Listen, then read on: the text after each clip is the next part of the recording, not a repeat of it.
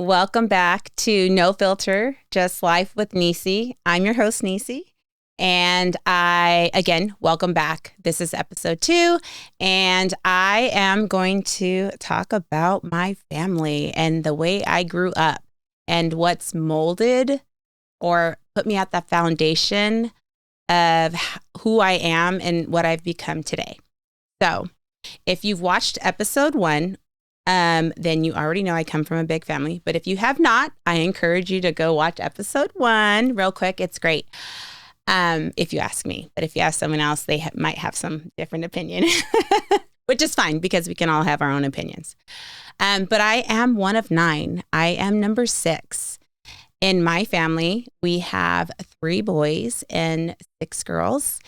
And the order is girl, boy, boy, boy, and 5 girls. Out of those 5 girls, I am the second girl out of those 5 girls. So I am number 6 in my family. So if you can imagine, I was born in the 80s and there was 9 of us, and each of us were about a year and a half to 2 years apart. It was hectic. My mother was a single mom when I was in the 3rd grade. I don't know how old I was. That's a long time ago. So up until then, life was fine. As I was a child, we would play outside. We would not come in until the lights came on the streets. The whole neighborhood played around. We rode our bikes. We played sports. Again, from my first episode, my mom always had us in soccer, softball for the girls, baseball for everybody, both girls and boys, football for the boys, basketball for everybody, even though I was terrible.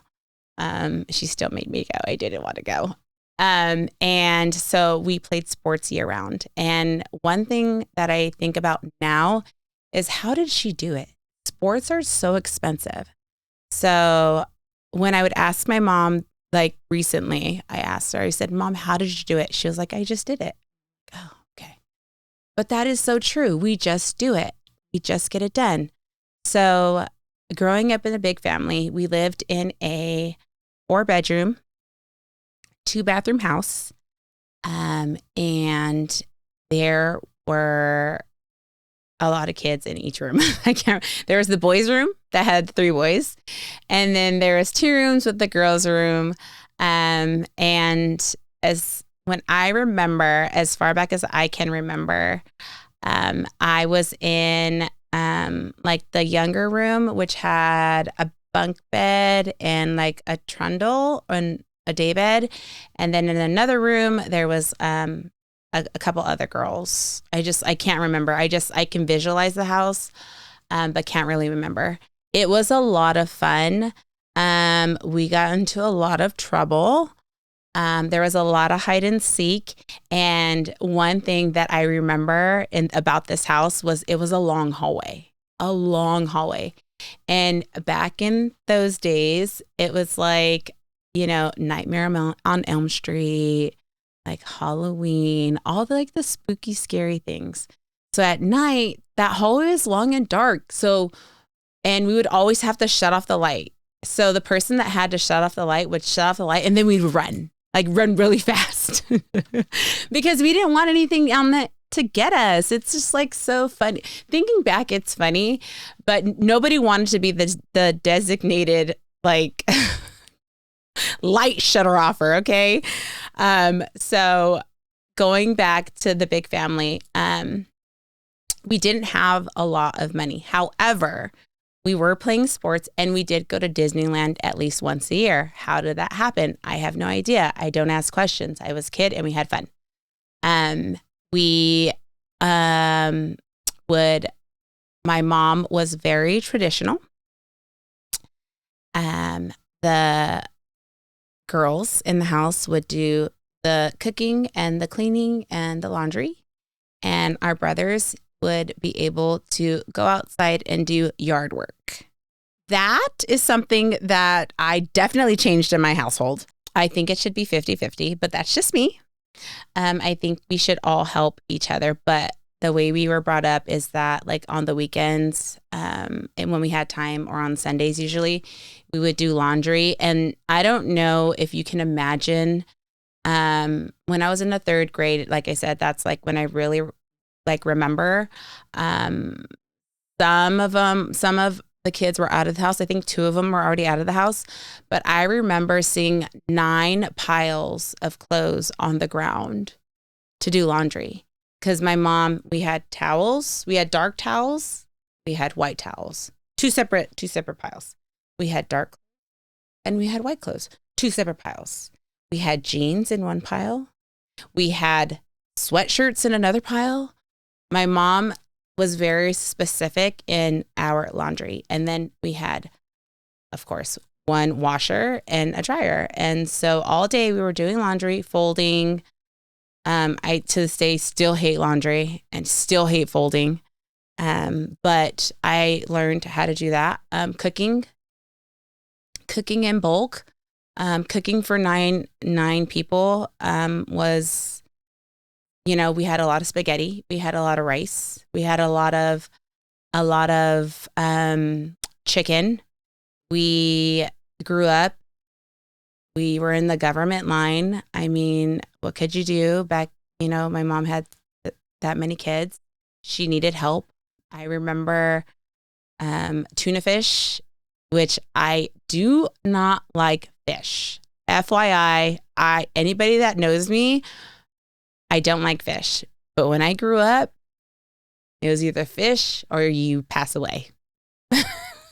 So I had to eat my tuna fish sandwiches. I mean, she made them good, but I don't like fish. And then bologna and we call it the wrapped like Kraft cheese.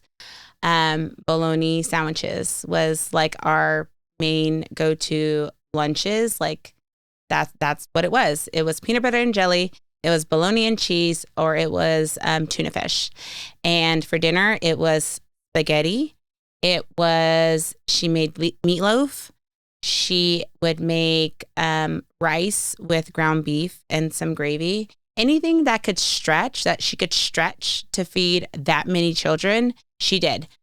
I remember she would buy canned vegetables, and the canned vegetables that she would buy would have lima beans in it. I don't like lima beans. So there's another fun fact about Nisi. I don't like lima beans. And so and some things, like we would have fish sticks and white rice. Like, I don't like fish. I still don't like fish. So there was a lot of napkins being used. And in our house, we had seat cushions on our chairs.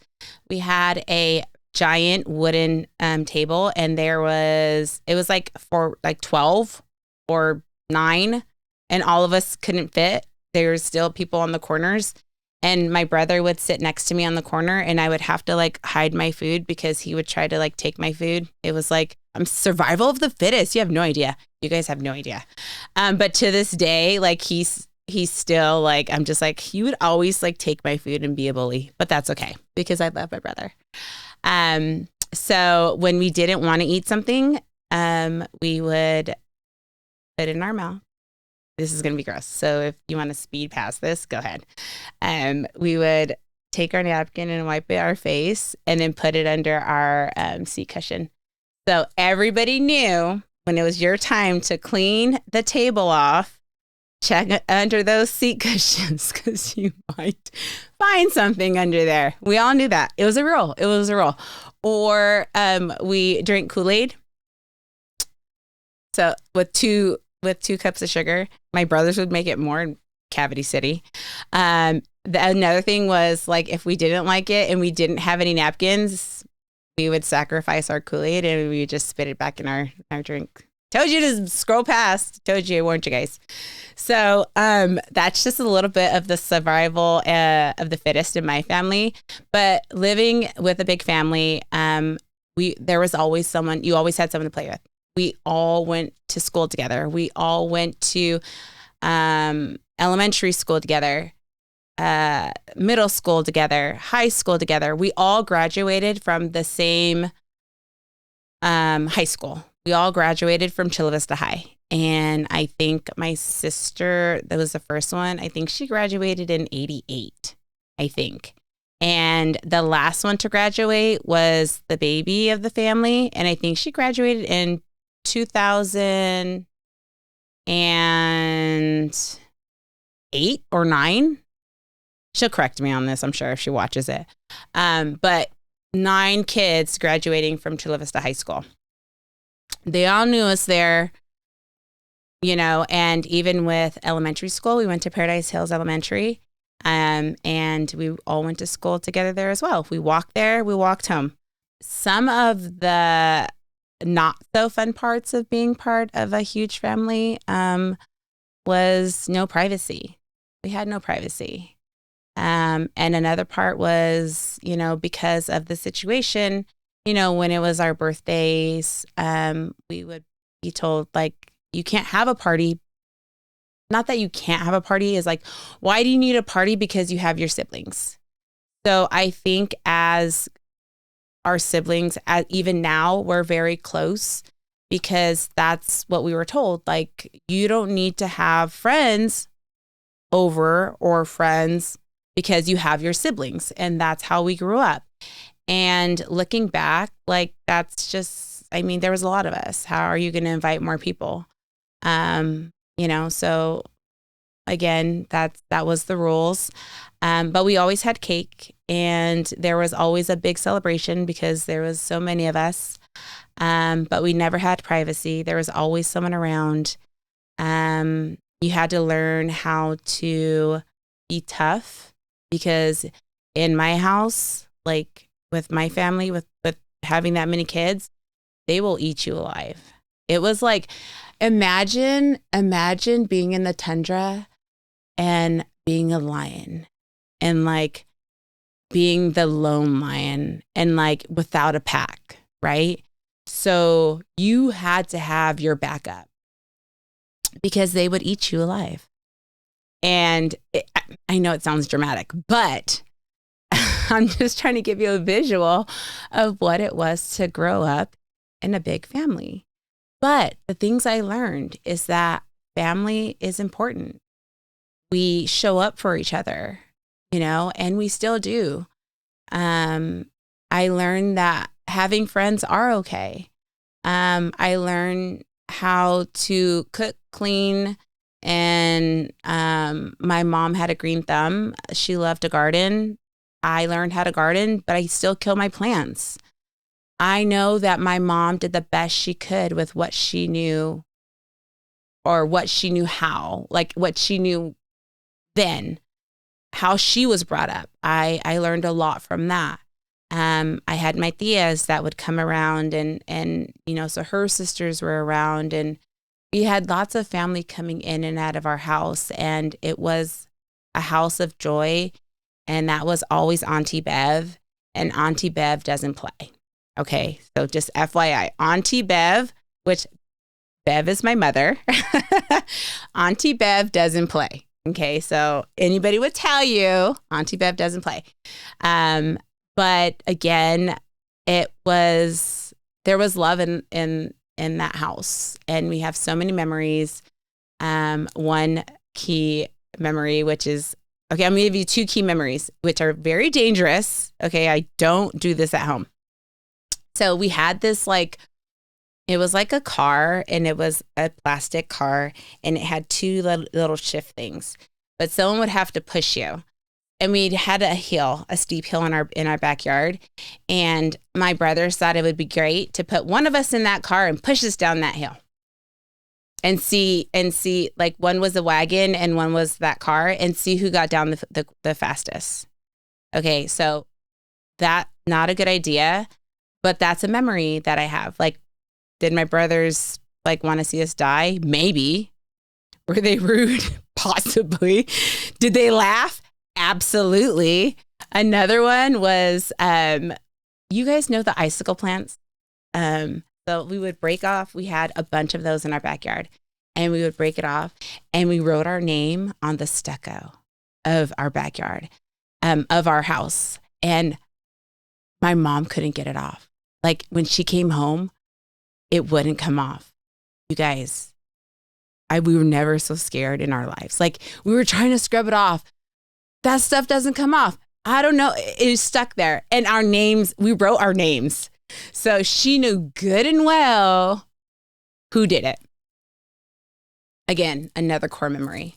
My mom loved animals. I remember we had a chicken and we had a rabbit and we had a stray dog. And, you know, my mom also loves birds to this day. So we had a couple parakeets and cockatiels. Ooh, here's a good story. Ha ha ha. So while we were watching Nightmare on Elm Street, when Freddy stuck his hand in somebody's body, I know, so gory, I'm sorry, the parakeet died. It like fell off and made a noise. And we were like, we definitely shut off the movie. It was not okay. But that was, again, core memory. All these memories are just popping in. But going back to the main subject of growing up in a big family is that you learn how to survive. You make it work with whatever you have. You make it work. And for me now, what I say is there's victims and there's survivors. I could hold, you know, my childhood and say, woe me for the rest of my life because it was hard and we worked hard and everything was hard. And, you know, just it wasn't easy. Or I could be a survivor and be like, you know what? I'm going to take all the tools that I learned as the child and put them into me moving into middle school, high school, and becoming a mother and into my adulthood and trying to instill those positive things into my children moving forward. So, you know, it wasn't for me. And for me, I have lots of good and bad memories, but mostly great memories and a lot of examples and a lot of learning and a lot of great things that I hold still dear to my heart. But what I'd like to say is that every single person, every single sibling that I have has a whole different view of what our childhood looked like, which is something else that I've discovered in that as we talk as adults, me and my sister's stories don't align. We were talking about the same thing, but her version of it was completely different from my version. So it just made me think about, like, you know, I wonder how my siblings saw their life and saw, you know, I want to know what they thought about certain things. So we do sometimes talk about it, but it's just crazy how different it is. The last thing I'm going to say about growing up in a big family is that everybody has their own relationship with their mother. My relationship with my mother is different from my sister's relationship with my mother and my other sister and my brother. And so all of our relationships is different because we all see our mother different depending on the way we saw her as a child, as an adolescent, and into adulthood. So that's just one thing. Again, I found that out as well. I thought that was very interesting and very intriguing that when I do talk to like my older siblings, you know, one conversation was, you know, well, that's your mom. Like, that's how you saw your mom. And I said, exactly. And the way I see my mom is not the way you see your mom, right? So same mom, we have the same mom, but we see our moms completely different, which something that was mind-boggling, but so crazy. But it gave me all the tools and survival skills, and I know how I can hustle through anything. So, I mean, that's just a little bit of insight of growing up with a big family and trying to be survival of the fittest in the tundra of Africa. No, I'm kidding. But pretty much that's what it was. But thank you so much for joining me in this episode. I really appreciate you taking the time and taking the time, of course, just to join me listen to me and be a part of me and my journey in my podcast. No Filter, Just Life with Nisi. So thank you again for joining in, and I can't wait to see you all on my next episode. Have a good day.